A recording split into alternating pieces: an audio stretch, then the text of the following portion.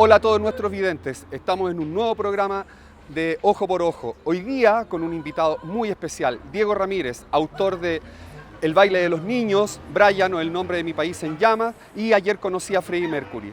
Conversamos con Diego acá cerca de la Plaza de la Dignidad sobre su origen como escritor y poeta, sobre sus proyectos a futuro y sobre su oficio de tallerista.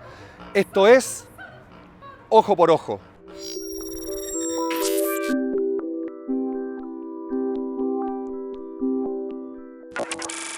Bueno, estamos en este nuevo programa Ojo por Ojo, presentando un querido poeta, nacido en el año 82, nuestro querido poeta Diego Ramírez. Diego tiene esta doble función de ser poeta, de ser tallerista, que vamos a conversar sobre su poesía y su función como tallerista, creador de o inaugurador de este taller de la carnicería Punk, Moda y Pueblo, y ahí hay todo un proyecto potente de disidencia de distintos lugares, tanto sexual, político, etc. Así que vamos a tener esta grata conversación con nuestro amigo Diego.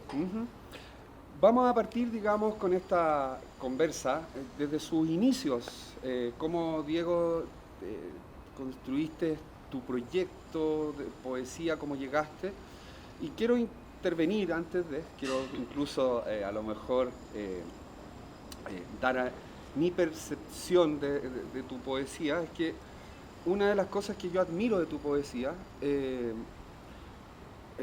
es que une lo político con distintos planos, el amor, lo sexual, lo ideológico, lo histórico, y todo eso se transforma, ¿no es cierto?, en un discurso poético que es muy sugerente, ¿no es cierto?, cuando se trata de una historia de amor, ¿no es cierto?, que después vamos a hablar de Brian, ¿no es cierto?, con distintos planos de la realidad. Entonces eso hace una escritura, una densidad poética muy exquisito de leer y muy atractivo también para lo que nos gusta todo este mundo. Así que bienvenido, querido Diego. Gracias. Es un placer tenerte en nuestro programa. Así que, abriendo la pregunta, pues, ¿cómo llegaste tú a la poesía? ¿Cómo fue tu primera experiencia? Sí, así formalmente partí como quizás la mayoría ahora con talleres literarios. Ese fue como el primer encuentro. Antes, claro, el primer inicio siempre el diario de vida, siempre un registro. Yo siempre fui súper muy tímido. Siempre la escritura era una manera de decir lo que no decía. Entonces tuve mucho trabajo con diarios de vida, algunas lecturas, todo de un lugar más escolar un poco. Y de ahí llegué a publicar, o sea, a participar en taller literario de manera más formal. Muy como también instintivamente, no muy consciente de que lo que escribía era bueno, no, era todo muy raro. Llegué a estos talleres que son los de Balmaceda, que en esa época se llamaba Balmaceda 1215, claro, al costado de la estación Mapocho, que eran unos talleres gratuitos y que tenían una lógica bien particular por lo mismo también. Era un espacio que políticamente era muy interesante. Además, en ese momento puntual había como una curatoría, por así decirlo, de profesores muy bacanes también. Y tuve la suerte de pasar por esas manos que yo creo que fue mi formación inicial muy potente, que partió con narrativa. Yo hice muchos talleres de narrativa, mucho tiempo, partí escribiendo narrativa. Y que creo que también eso es muy importante en mi diálogo con la poesía después, como de alguna manera mi poesía siento que es muy narrativa también. Y yo siempre pienso los libros de una manera como una formación muy narrativa, muy estructurada un poco. Y me dio eso una conexión muy potente en primero de partir escribiendo cuentos. ¿Y eras chico ahí? Era chico, sí, llegué como a los 16 a hacer talleres. Claro. Y me sentí que me gustaba mucho, pero me sentí como que lo estaba haciendo muy bien porque sentía eso de parte de los profesores. Entonces también eso fue como un lugar cuando uno tiene 16 y vivís como una etapa de escolar que es media terrible y que todo te carga un poco, encontrar como ese lugar, como ese nicho fue súper importante igual. Importante en términos Sí. de acogedor. Mucho. Y me acuerdo que cuando tenía 17 llevaba ya como 2 años en Balmaceda y hacía talleres, como que uno no puede hacer talleres seguidos, y hacía como todo el año los talleres estaba ahí. A veces Pero incluso fue como un refugio entonces Balmaceda. Mucho. Un refugio De hecho me acuerdo que afectivo. me cambiaban nombres incluso porque tenía que postular como con otro nombre y todo. ¿Y qué profesores que tú... Partí con narrativa, entonces partí con la Alejandra Costamaña, con Paula Zócar, hartos escritores. De ahí hice un taller muy importante con la Pía Barro. Que eso fue muy importante porque bueno, la Pía es bacán, pero además me dio una formación. Después seguí con los talleres de ella en su casa, que son los talleres Ergozum, y que también fueron un espacio muy importante de formación porque un taller de mujeres, donde leíamos a mujeres, donde todas mis compañeras eran mujeres, eran también mayor que yo, entonces yo creo que eso también inconscientemente a mí me hizo escribir también en femenino y empecé como a trabajar ese lugar. Y por la Pía llegué al MBL, que también hacía taller en Balmaceda, y ella como que lo conocía obviamente de antes y nos contactó. Claro, tú leí unas entrevistas tuyas que hay una escena que Pedro hacía una suerte de casting quien entraba, que es súper chistoso además. ¿Y cómo fue el acercamiento ahí con Pedro? Bueno, fue súper importante porque yo creo que tenía como 17, fue como el segundo año después de los talleres. Y bueno, el Pedro en ese momento también era otro Pedro también.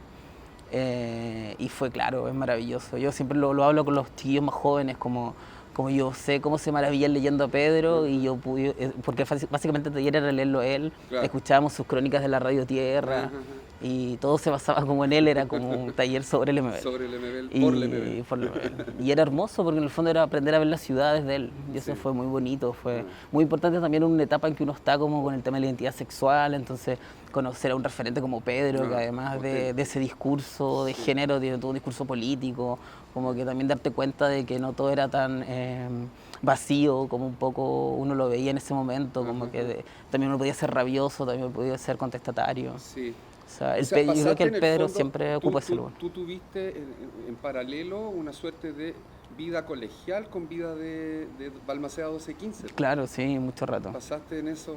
Y era el escape literal de que después del colegio me iba a los talleres. En el colegio, digamos, escribía diario de vida, por lo tanto era como la palabra escondida. Claro.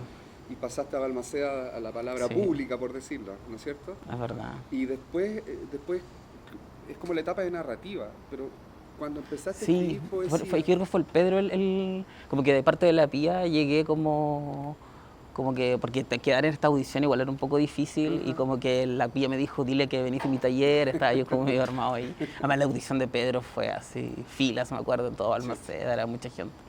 Y bueno, ese taller fue muy importante porque también con Pedro fue como era un taller de crónica urbana, era una manera de alguna manera dialogar de la narrativa a la poesía. Claro. Y a partir de Pedro conocí a la Carmen Berenguer y ahí hice un taller con la Carmen después, como que hice esa cadena un poco, que ese fue mi primer taller de poesía, y ahí ya como que también era bacán porque la Carmen también tiene esa cercanía con la crónica, entonces en realidad era la prosa poética, como tampoco fue como lento el proceso a la poesía. Que en el fondo es como saltar de este esquema de la narrativa, ¿no es cierto? Escribir poesía pero sin ser versificada, digamos. Es decir, cómo hiciste plástico un formato y te sentiste cómodo finalmente. Sí, igual me costó el paso, era difícil. Yo creo que como a nivel biográfico pienso que era porque mi papá escribía poesía. Entonces tenía como un respeto a la poesía como distinto un poco. ¿Pero te sentiste cómodo después? Me sentí cómodo, sí.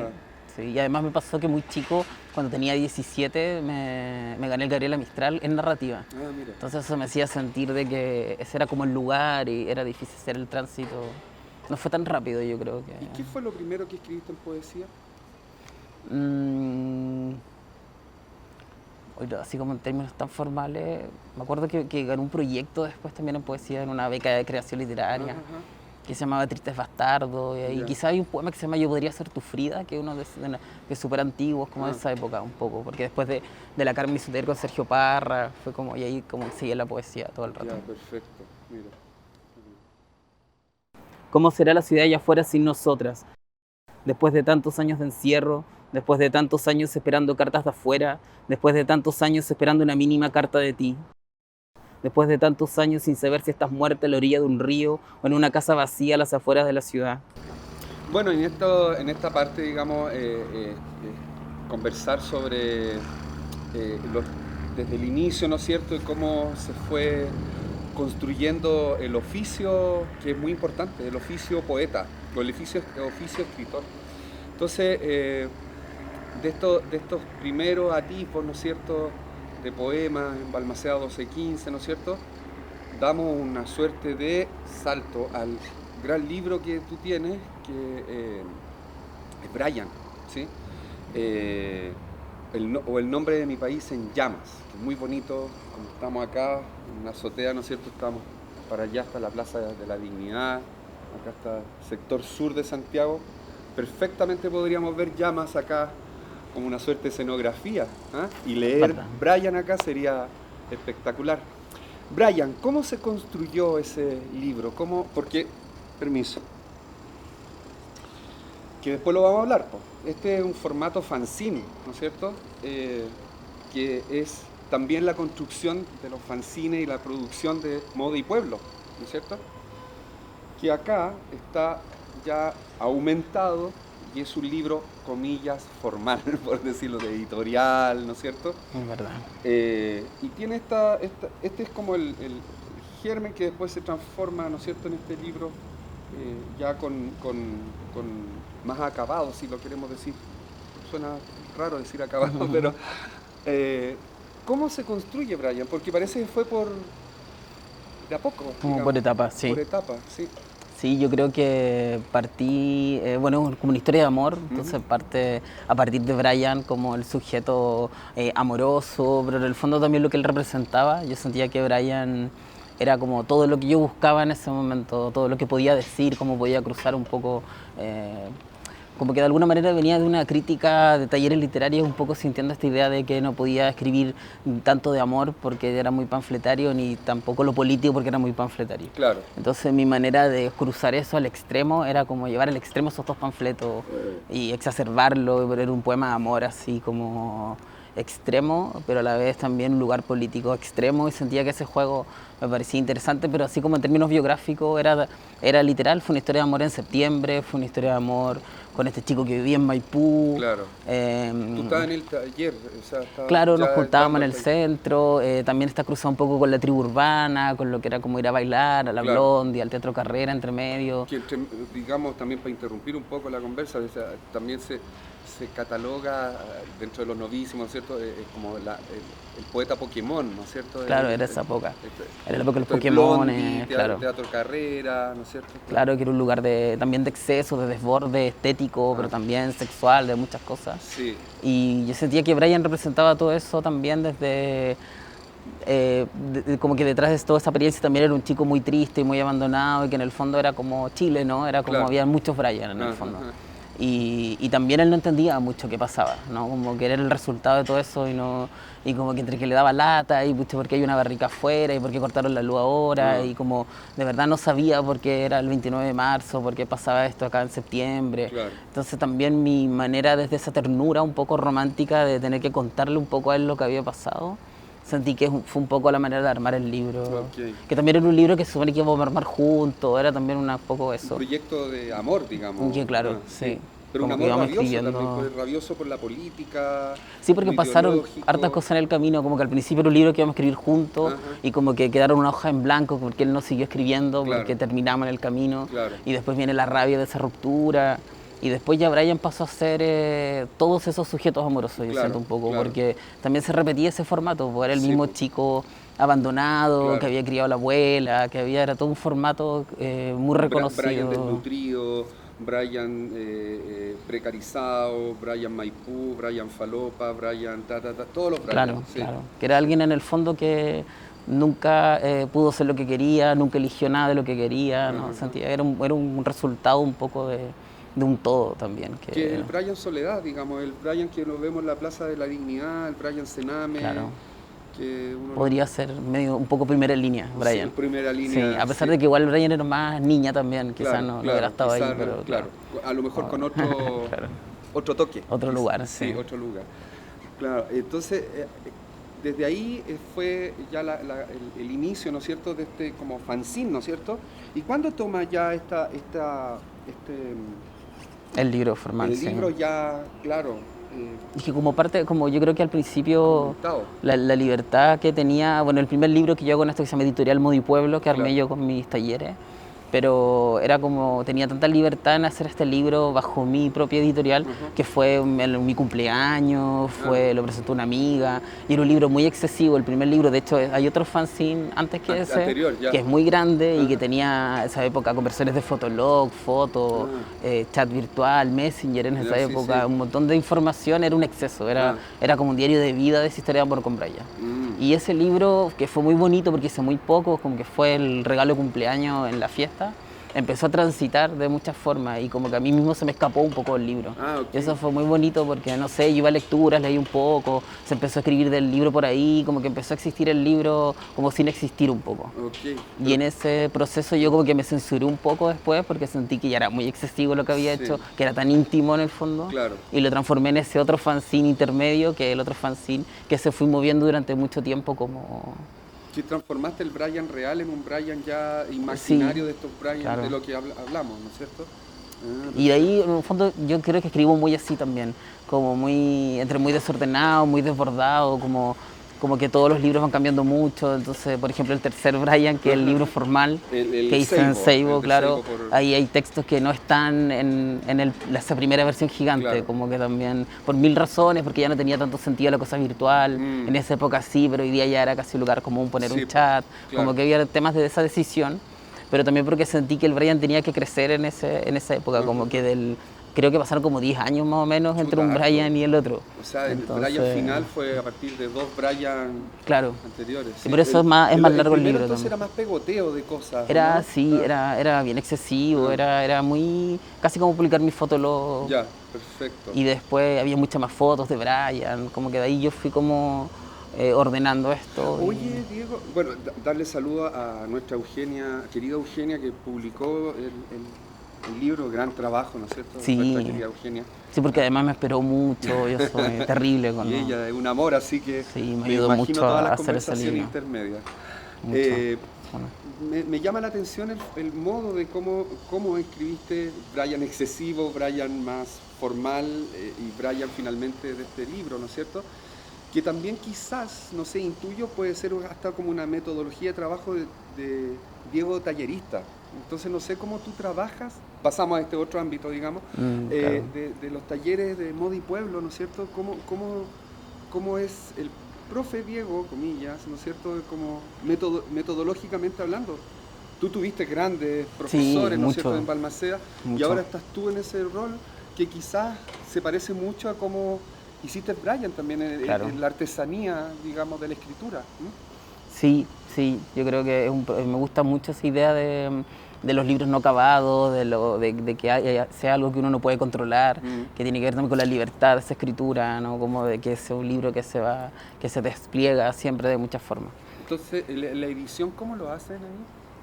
Bueno, como el ejercicio de los talleres, yo trato un poco de, como tuve esa experiencia también de ser alumno durante mucho tiempo, obviamente rescaté lo que vi de ahí un poco y también rescaté lo que no me gustaba que pasaba ahí. Claro. Que también eso es importante. Yo creo que a diferencia de otros talleres, yo trato que lo que hago ahí en la carnicería, en Moda y Pueblo, sea diferente como a niveles de ego, a niveles de esa lógica más masculina, ¿cachai? Como que yo muchas veces yo era el invisible del taller porque era el que menos hablaba y siempre el que menos habla es el que escribe mejor y como que esas cosas como que en el fondo hay mucho respeto, hay mucho cariño también, creo mucho en eso para que se pueda escribir en el fondo como es un espacio de mucha complicidad. Entonces, porque también llegan chiquillos, yo siempre les digo que llegan como con un brazo menos todos, en el fondo somos todos bichos raros ahí, y entonces nos juntamos y de ahí es como que nos cuidamos un poco y hacemos esa tribu como refugio y eso hace de que ellos se puedan exponer y escribir cosas maravillosas, porque es lo que a mí me interesa. Ahí porque de una u otra manera tienes que ser el profe. Claro. Primero con mucha humildad, como a mí ese rollo del maestro y el discípulo no me gusta mucho. Perfecto. Y creo que eso los chiquillos lo notan y eso es bonito, como en el fondo es un diálogo, yo aprendo mucho de ellos también, me imagino que ellos también de mí, y lo que yo hago un poco es mostrarles esos textos que cuando yo los leí cuando chico, me cambiaron la vida y que sé que a ellos les va a pasar lo mismo. Como, Ya, como me preocupo mucho de eso, de seleccionar textos que tienen que ver con sus rabias. Y van cambiando también, pues mis talleres son súper distintos. Yo soy muy observador y creo que eso también es una clave para el taller. Como que conozco mucho a toda la gente que está sentada ahí en la mesa. Perfecto. Cacho un poco cuáles son los temas más complicados, cuáles les encanta, qué autor le podría gustar, cuál no. Como, ¿cachai? Y voy cambiando eso porque varía mucho en las Pero en el generaciones. fondo, Diego, tú, estoy intuyendo nomás, así es como, más bien tú eres un editor emocional, Claro, editas puede ser un emociones, poco, sí.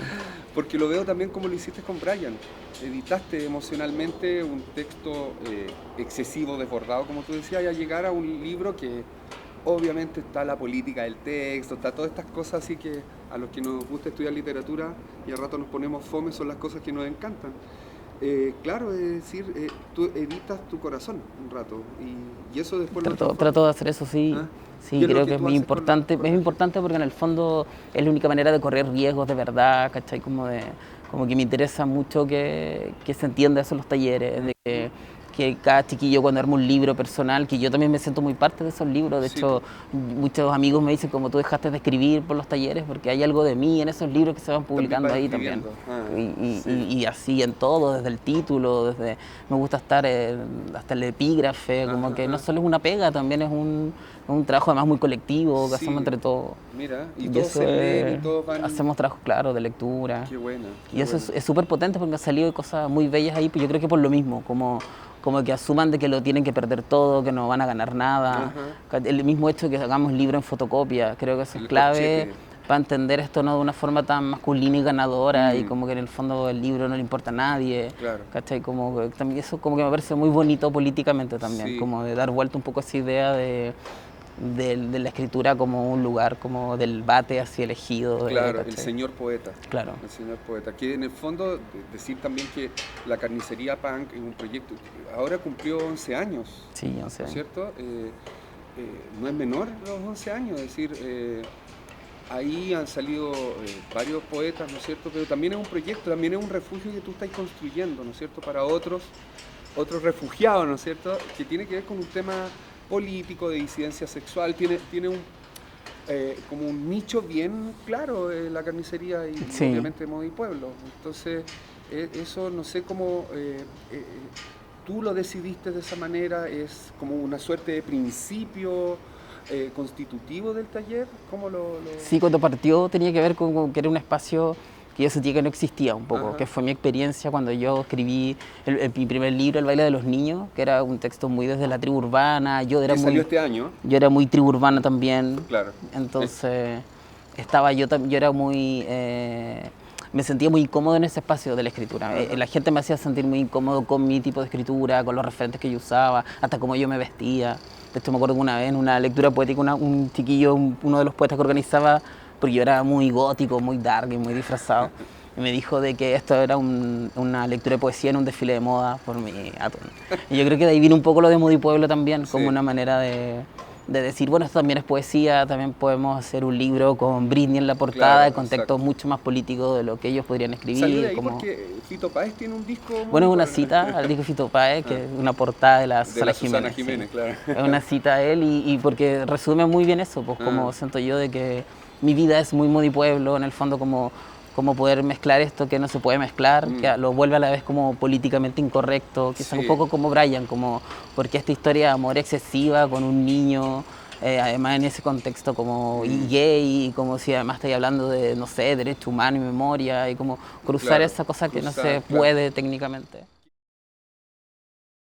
Después de tantos años imaginando cómo es el mundo allá afuera sin mí. Después de tantos años cortándose los brazos, haciendo globitos con el filo de la sangre. Después de tantos años de pintarme los ojos para verme linda. ¿Cómo será la ciudad allá afuera sin nosotras? Después de tantos años con los hermanos muertos, después de tantos años de ficciones y realismo mágico, después de tantos años de miedo, después de tantos años sin reírse en público. Bueno, ahora en esta conversación entre taller, el baile de los niños, Brian, ¿no es cierto? Eh, Se van cruzando, ¿no es cierto?, estos otros, esta suerte de edición afectiva, ¿no es cierto? Eh, un punto que hablamos al inicio, ¿no es cierto?, es que uno de los aspectos muy personales que te comenté que me encanta de tu poesía es esa densidad poética que son cruces de distintos elementos, desde lo político, lo ideológico, la diversidad y el amor y la relación, la disidencia, la relación amorosa, la disidencia sexual y todo eso. Y todo eso convoca, obviamente, a un texto. Brian, digámoslo hasta este minuto, es lo que ha tenido mayor madurez quizá en ese proceso. Tiene sí, otra obra, Mi delito, ¿no es cierto? Ayer conocí a Freddie Mercury, Corazoncito de noche, en fin, pero es lo que convoca, ¿no es cierto? Brian, digámoslo así, es una suerte poética de lo que querido decir, ¿no es cierto? Los otros también tienen otras cosas, ¿no es cierto? Otros gestos, otros guiños. Quería llegar a ese punto porque de una u otra manera yo leí tu libro, ¿no es cierto? La versión Seibo, y hay un título de un texto, ¿no es cierto?, que se llama Neo Rabioso, que según yo es, digámoslo, es la poética, es tu poética, que sería una segunda característica de esta densidad poética que te acabo de decir, que es la rabia. Es decir, es un pulso, ya no es cómo se construye la obra, sino, y que tú lo dijiste, que pasaste de la narrativa, al lemebel entre medio, a la poesía, ¿no es cierto? Que es la rabia, es el pálpito que tiene la lectura de tus obras, ¿no es cierto? Esta rabia que tú le dices neo rabioso, ¿no es cierto?, que me convoca directamente a lo de Perlonger, con el neo barroso, ¿no es cierto?, entendiendo toda esta cultura del río La Plata, ¿no es cierto?, pasando por este río pequeño, por Lanús, donde pasa por el puente Alsina, que es ahí está el poema Cadáveres, ¿no es cierto? Pero también está, como dijo en un texto, ¿no es cierto?, la Soledad Bianchi, ¿no es cierto?, está Lemebel, acá tenemos Lemebel con el neo barrocho, ¿no es cierto?, que es el mapocho cruzando y cómo Lemebel, desplazándose en la ciudad, mezcla esto de lo mestizo, el intermedio, es decir, el mapocho para allá, el mapocho para acá, ¿no es cierto?, crea toda esta crónica, ¿no es cierto?, que tiene que ver con el mestizaje, con la disidencia, con la rabia, con todo esto. Y tú, ¿no es cierto?, con esto que hemos estado conversando de tu poesía, le llamas neo rabioso, quizá en un gesto también a esto que estoy tratando de esquematizar. Entonces, no sé cómo tú, planteando esto de lo neo rabioso, que yo lo veo como un pálpito, una suerte de ritmo en tu texto, no sé qué piensas o qué nos puedes decir con respecto a esto del neo concepto, rabioso. claro.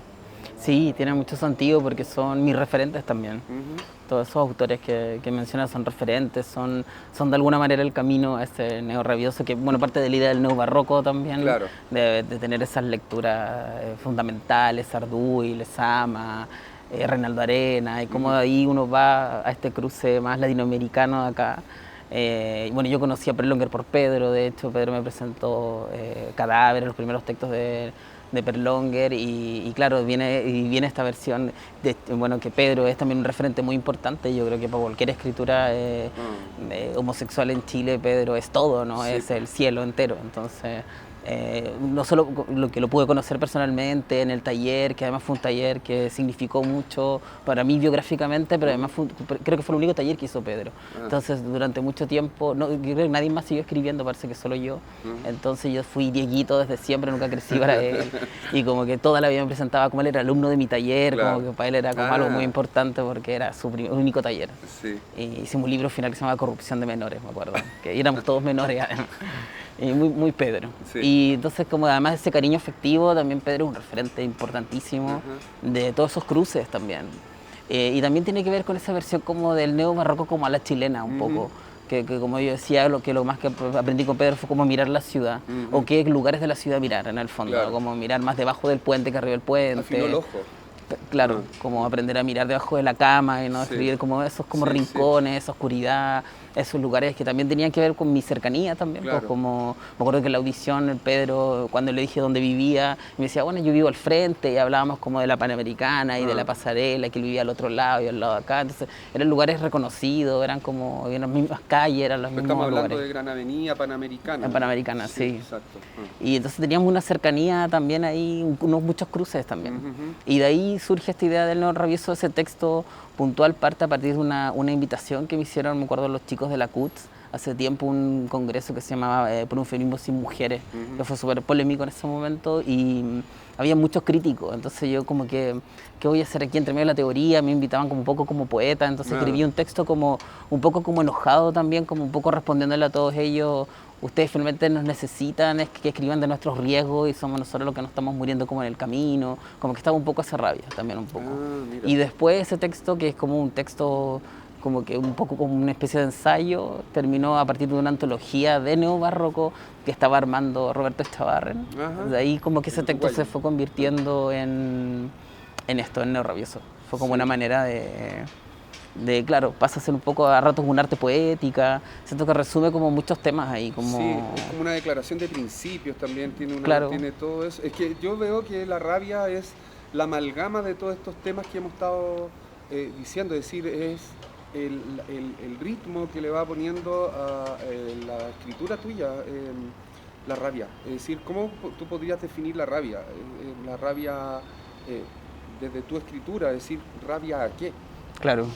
Sí, pues la rabia tiene que ver con una manera de escribir, con el fondo, cómo no sentir rabia. Pienso como en lo que está pasando, de hecho, como en esa rabia, que es como una rabia colectiva, como rabia de que exista Brian, de que a Brian le haya pasado todo eso en la vida, Brian de que ni siquiera tenía la culpa él, como que todo finalmente es una rabia que tampoco lo entiendo mucho en el proceso de escritura, pero que yo lo noto, que está súper marcado, que noto esa intensidad que es como súper extrema. Bueno, igual yo soy súper desconfiado también, soy súper complejo en eso, como que entonces también hay como una crítica permanente, como que uno nunca está conforme con nada en el fondo, entonces esa rabia también es parte de ese como ejercicio. Te voy a pedir que leas un poquito de esa parte que sale en Brian, El nombre de mi país en llamas, de Seibo.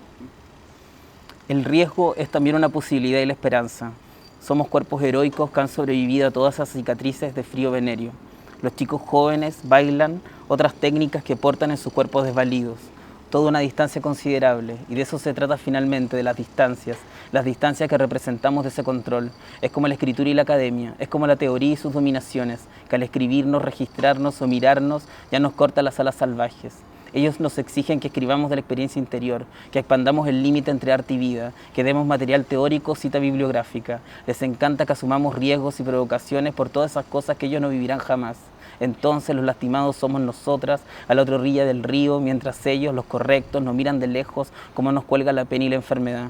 No se puede visibilizar ese circuito metafórico del deseo. Hay que dejarlo lastimado sobre la escritura o debajo del puente o en la costanera anochecida o en un departamento céntrico de la ciudad o escondido con nombres de fantasías como campo de batalla. Es mejor que hagan como que nos miran, que nos provoquen y nosotros les devolvemos la gimnasia manual y acrobática de nuestros cuerpos furiosos, haciendo arcadas con la boca y con la muerte, convirtiendo a futuros cuerpos en víctimas simbólicas del deseo.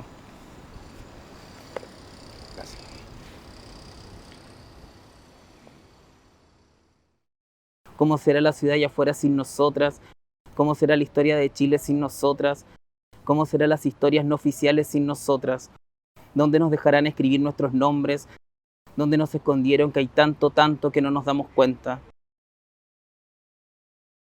Bueno, aclarado los puntos sobre Brian, el neo rabioso, fue muy bonito eso de el neo barroso, el neo barrocho del MBL, ¿no es cierto?, que es muy a la chilena. Sabemos que parte de todo este estallido también es parte del mestizaje que sale a la calle, ¿no es cierto? Y tu neo rabioso, que es indudablemente se une a estos neos, ¿no es cierto? Estamos en un momento, no nos podemos desatender, ¿no es cierto? Del 18 de octubre en adelante han sucedido cosas.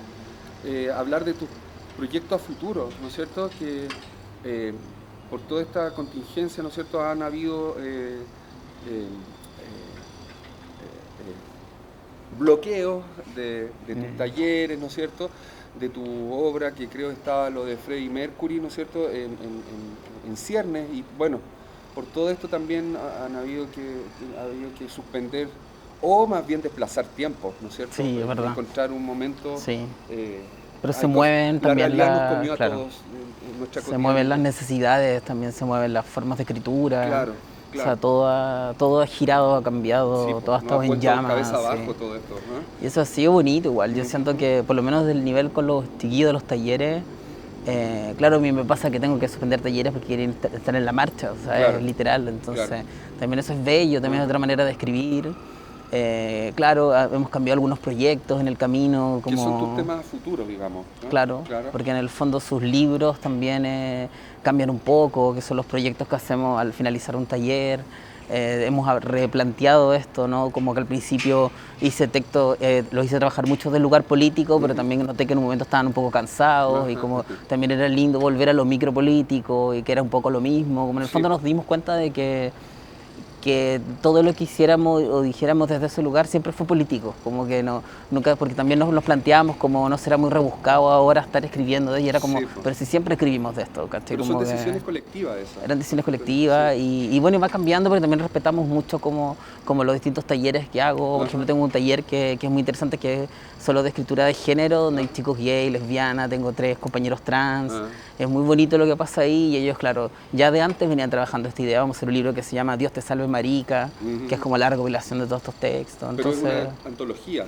Una antología de ellos. Cada taller cierra con una antología de su producción. Perfecto. Y eso ha cambiado también porque es raro lanzar un libro ahora, en qué lugar también lanzarlo, hay que hacerlo muy temprano, que también es muy raro, todo. Que uno tiene que acomodarse, digamos, a esa situación un poco. Es decir, desde Carnicería, de Modi Pueblo, mejor dicho, hay proyectos ahí que están por publicarse. Sí, espero, eso es como el futuro un poco que pretendo con ello armar esto, pero sobre todo a partir de esos 10 años, que son 11 años que se fueron sumando ahora, quería quiero hacer muchas cosas, porque siento que es un proyecto que obviamente a mí me ha costado mucho y siempre digo que soy como una madre soltera de ese proyecto gigante. Y es difícil hacer un proyecto así de... Madre soltera sin claro, tan independiente, insistir con la fotocopia, que hoy día la competencia de las editoriales independientes son libros muy bacanes y entonces como que cuesta mucho ingresar a esos espacios y también con los discursos que trabajamos nosotros, ¿no? Como yo publico textos trans, textos gay, textos lésbicos, que son espacios además mucho más invisibilizados en espacio, incluso los espacios independientes, ¿no? Como que también igual está la misma lógica masculina siempre. ¿Cómo se llamaba la antología que quieren hacer? Dios te salve marica, Dios te el salve proyecto, marica. sí. ¿Y hay otra antología que está en ciernes? Sí, tenemos con otro taller también estamos armando una que se llama Perdona si te hago llorar, que es una cita a Juan Gabriel. Y bueno, y cada proyecto son distintos los talleres también, como depende del grupo, vamos armando ahí proyectos colectivos. ¿Y de lo tuyo? Yo quiero hacer ayer conocí Freddie Mercury, que es muy parecido a lo que me pasó con Brian. Yo siempre hago un poco eso, que es como que voy armando los libros en el camino, entonces me aprovecho de este proyecto de Modi Pueblo como para hacer ahí mi fanzine. Entonces ya existe como fanzine, existe una versión primera, pero ahora lo estoy haciendo mucho más grande y como a partir de un libro más formal. A partir de otra editorial que hicimos con la Eugenia Prado, con mi amiga también editora, y armamos este proyecto que se llama Carnicera, que es un poco, ella también venía de su proyecto editorial, es como cruzar un poco, hacer algo más independiente, pero a la vez que tenga la formalidad del libro también real, y queremos que sea también una editorial más con una perspectiva de género, donde publiquemos también estos autores, estos textos, como que también nos interesa. Este tema artesanal que también parte de tu escritura, que también son los soportes estructurales, la fotocopia del corchete, que es como el lema de Modi Pueblo, ¿no es cierto? También es como el tema artesanal que tiene la Eugenia con respecto a los libros. Sí, claro. Sí. Oye, Freddie Mercury, ¿por qué la figura de Freddie Mercury? Sí, primero tiene que ver con que a mí siempre me han interesado un poco estos lugares como ocultos, como estos lugares que no se ven. Y yo creo que fue un poco lo que me llevó al Teatro Carrera a escribirle a los niños, incluso ese espacio como Pokémon en que estaba tan oculto en ese primer momento que tenía que ver con la historia de Brian. Y esto tiene que ver ya con un espacio más como orgiástico, más como sexual, también cruzado un poco el tema del SIDA, pero ya no como un lugar tan como latero, como de Ministerio de Salud, Sí. sino como desde un exceso político monstruoso también, como una posibilidad de, como de una nueva posibilidad, siento yo, donde ya casi nadie le tiene miedo al SIDA, donde ya se incorpora incluso como una estética o como... Me pasaba un poco eso y también me pasaba a partir de fiestas que se hacían en esta ciudad que yo creo que nadie sabe que son terribles y bellas y monstruosas. Y eso me hizo escribir Freddie Mercury. Llegué a Freddie Mercury porque me parecía, esto mucho antes de la película y de todo lo que pasó con Freddie Mercury, era como un sinónimo del SIDA también, era como el icono del SIDA un poco, entonces sentí que también me daba lata estar hablando todo el rato de esta palabrita en el libro, entonces sentí que Freddie Mercury me permitía como decir sin decirlo, ¿no? Claro. No, porque no necesariamente yo soy tan como fanático, no es un homenaje necesariamente a él, sino como a su figura, que además era un personaje súper atractivo porque era como que jugaba un lugar rudo, como de leather, de cuero y todo, pero también era súper femenino. Y hedonista, así con entonces como que eso me parecía atractivo también. Perfecto. ¿Y ese libro cuándo está? Yo espero publicarlo pronto, está como súper listo ya. Me imagino que abril lo debería publicar. Ah, mira, ya. Pero todo también se resuelve con cómo vamos como, acá. Claro, sí. Perfecto. Sí, porque debería haber publicado Brian en este momento y no Freddie Mercury. Oye, de la Moody Pueblo, ¿cómo es la decisión editorial ahí? ¿Cómo cortan colectivamente eso que va, no va? Sí, es difícil porque, claro, en teoría yo no voy a publicar un libro que no me parezca ni el título, ni la forma. Entonces trato de una manera súper respetuosa de generar ese colectivo. A veces, por ejemplo, no estoy de acuerdo con los títulos que ellos proponen, les digo por qué, lo conversamos. Y tratamos de llegar como un acuerdo. Generalmente estamos siempre súper vinculados igual, porque al estar en ese lugar, escribiendo desde ese lugar. Y también es muy bonito, y insisto, lo de la fotocopia, como un lugar político de bajar estos egos terribles del escritor, como en el fondo... Oye, pero ahora la fotocopia parece ya un objeto vintage, como que ya se está, sí, está despidiéndose. Sí, es verdad. Todos nosotros nos cultivamos con la fotocopia. Ya ahora está... Sí, de hecho los fanzines hoy día son súper bonitos, tienen mucho más diseño. Nosotros quedamos en una etapa mucho más precaria y prehistórica, que también me interesa, porque como que nosotros no somos ni artistas ni diseñadores haciendo fanzines bonitos, somos escritores, como que lo que importa es el texto. Qué bacán, qué buena, sí, genial. Y de verdad influye mucho en ello el que en el fondo su preparación final sea un libro en fotocopias. Claro. Creo que eso cambia completamente ese paradigma del escritor que se siente como un elegido porque escribe poesía, sino es como que esto es como partamos de la base de que esto no le importa a nadie, y eso te hace escribir desde un lugar de derrota que es muy bello, siento yo. Qué bueno. Que les da mucha libertad a ellos en eso. Porque además tiene que ver con la rabia y tiene que ver con los lugares. Yo creo que los hace llegar también a la carnicería, pues, ¿no? Ninguno, y los que llegan un poco más winner y más como en la pose como del poeta, se terminan yendo porque no resisten no ser el mejor del taller, no ser el que escribe mejor, como que ahí se va a llevar una medalla de nada, como en el fondo es todo lo contrario. La madre soltera echó a esos niños, no les gusta. Se va, sí, se van, mejor dicho. Sí, genial. ¿Cómo será la vida de las mujeres solas sin nosotras? ¿Cómo será la risa y la muerte sin nosotras? ¿Cómo será la cruz y el fuego sin nosotras? Somos tan felices que me río de ti. Somos tan felices que no puedo vivir sin ti. ¿Cómo será la historia de Chile sin nosotras? ¿Cómo será la ciudad allá afuera sin nosotras? Bueno, esta es la parte final, querido Diego, de no quedarnos ajenos a lo que... Bueno, hemos estado hablando del estallido, ¿no es cierto? Paralelamente. Está así, siempre dando vueltas. Siempre dando vueltas. Sí. Estamos todavía en la cabeza abajo y tratar de enderezarnos, verbalizar esto, que yo creo nos dejó un rato bien mudo, y eso es súper bonito. Sí, es mucho. Precioso. Sobre todo en esta área que siempre estamos verbalizando, nos parecemos pájaros parloteadores. Esto de habernos dejado un rato del estallido, ¿no es cierto? Desde tu escritura, de tus proyectos, de todo esto que hemos conversado, ¿cómo has visto el estallido? ¿Cómo lo has tomado el pulso de esto? Sí, yo creo que quizás como un poco les pasó a todos, que fueron distintas etapas, ¿no? Como que hubo una primera etapa de euforia, de que uno decía, pero qué hermoso, qué país es este, nos cambiaron todo, que uno no podía creer un poco, ¿no? Y claro, después se volvió un poco más terrible, después mucho más violento, mucho más represivo, entonces empezó también la preocupación, la angustia de los amigos. Claro. Por ejemplo, me pasaba mucho en los talleres, era muy potente eso de que todos comunicándose, todos como, algunos no sabían del otro, empezó a generarse algo como bien, una sensación de caos también que era bella y atractiva, pero también generaba esa angustia también. Sí. Yo creo que fue un cruce de muchas cosas y que hizo replantear todo, pues también la escritura, la vida, el amor, todo pasó por muchas cosas. Yo trato de rescatarlo, sobre todo como son chicos muy jóvenes los que llegan a la carnicería. Entonces es muy bonito también ver esa generación que llega de la protesta a escribir poesía. Es muy bonito eso, que es un poco lo mismo, ¿no? Como que Sí. también están escribiendo poesía antes Claro. y también a la vez hay un poco de la muerte también de ese ejercicio de escritura, porque como que importa también, ¿no? Como el lienzo que estaba fuera de la Biblioteca Nacional, de que la poesía está en la calle. Sí. Uno de los ejercicios más lindos que hicimos con el taller les hice escribir a todos sus como grafitis favoritos que habían visto en la ciudad. La ciudad ya era como un poema Sí, permanente. pues sí, claro. Y tenían que, ese era como el título del texto que tenían que escribir. Entonces era un poco como que eran como nuestros poetas invitados, era el colectivo de la gente en la calle que está escribiendo poesía. Uno es increíble, uno lee unas cosas maravillosas por todos lados. En la catarsis que está, pues sí, era un país enfermo que ahora está hablando. Sí, lo tuvieron callado, silenciado.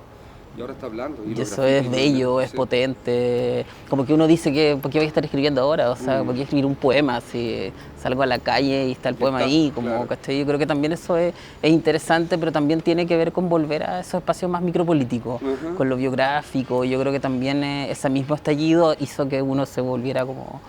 Yo por lo menos veo un poco eso también, como el regreso al diario de vida, la cosa más como también más íntima, me parece. Porque por lo menos lo que yo veo a veces en los chiquillos de los talleres, como que hubo una primera etapa de ese como colectivo, pero después ya había una necesidad de seguir hablando de amor, pero obviamente con lo que está pasando afuera en llamas un poco. Sí, y también se vinculó mucho con el Brian, también fue bonito que mucha gente me escribió o me hablaba ponía un poema del libro, también era bonito cómo se vinculó literalmente ese Brian, el nombre de mi país en llamas. Claro, sí. Sí, eso también fue bonito, es bacán que pasa eso con un texto, ¿no? Claro. Como, que lo rescataron, dicho sea de paso, en la obra de teatro sobre Brian, que el chico precarizado, ¿no es cierto?, que lo vemos, en fin, pues son todos estos chicos que hablamos delante, todos los Brian que están en el estallido. ¿Y cómo ves esto a futuro, este como cambio, esto de lo micropolítico, lo biográfico en tus talleres, incluso en tu escritura, con todo esto, es decir, esto no es una avalancha, ¿no es cierto?, que nos llegó rotundamente, ¿no es cierto?, vamos a ser otros, no podemos plantearnos de otra manera, como profes, como escritores, como talleristas, en fin, como poetas. Esto de lograr o dar paso, porque yo creo que nació esto de ser lo micropolítico. ¿Cómo se dio? ¿Fue una cosa espontánea?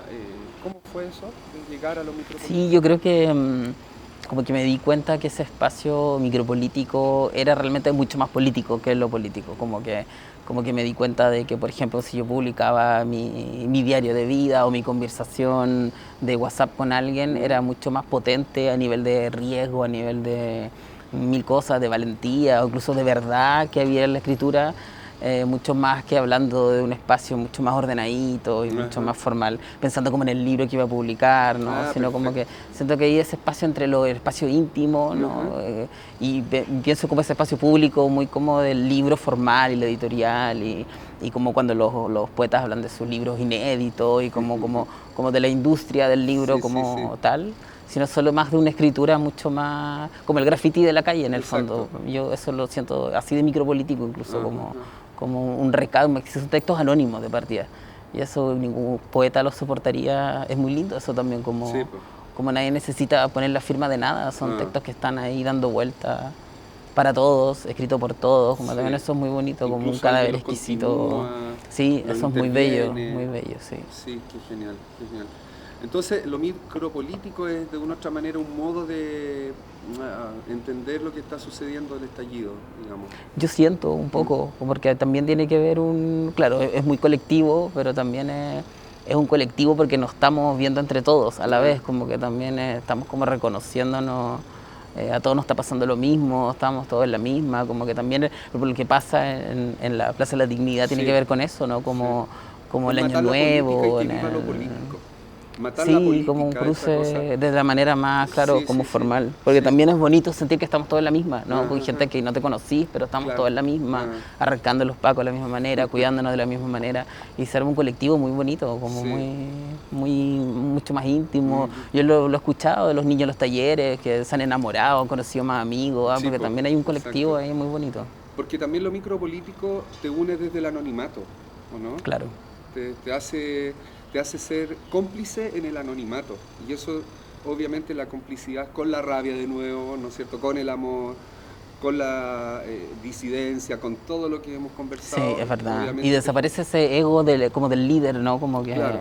finalmente estamos todos en la misma, ¿no? Como que no importa, Que es genial como que porque, se claro, vuelve... lo que más tiene el estallido es que no hay líderes, Sí. es decir, no hay caras visibles. Sí. Por lo tanto, Y eso le todo- desespera al sistema, a la indudable, política, ¿no? Como indudable, porque tiene que no saben nombrar con y quién figurar. conversar, no saben Sí, con quién exacto. dialogar. Es muy lindo eso, sí. Por lo tanto, se desplaza el anonimato, es como una suerte de red, ¿no es cierto? Claro. Que se va desplazando y que de una u otra manera va interconectando todas estas hablas íntimas, todos estos grafitis, todos estos anonimatos. Sí, es verdad. Mm.